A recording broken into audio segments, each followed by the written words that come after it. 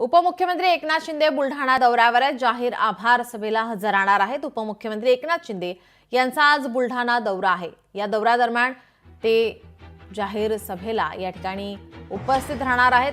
टिळक नाट्य क्रीडा मंदिर येथे जाहीर आभार सभा होणार आहे। बुलढाणा विधानसभा मतदारसंघात आमदार संजय गायकवाड आणि लोकसभा मतदारसंघात प्रतापराव जाधव यांना जनतेने निवडून दिल्याबद्दल जनतेचे आभार मानण्यासाठी या कार्यक्रमाचं आयोजन करण्यात आलंय। राज्याच्या पोलिसांबद्दल आमदार संजय गायकवाड यांनी जे वादग्रस्त विधान केले आणि काल त्यांच्यावर बुलढाणा पोलीस ठाण्यात जो गुन्हा दाखल झाला त्या पार्श्वभूमीवर आता शिंदे काय बोलणार याकडे आता सगळ्यांचं लक्ष लागलेलं आहे।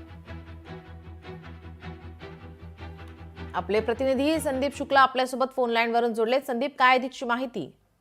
नक्कीच नीलम, राज्याचे उपमुख्यमंत्री एकनाथ शिंदे हे आभार यात्रेसाठी बुलढाणा येथे येत आहे।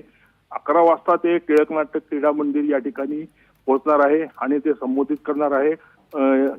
त्याचबरोबर केंद्रीय मंत्री प्रतापराव जाधव हे पण त्यांच्यासोबत राहणार आहे।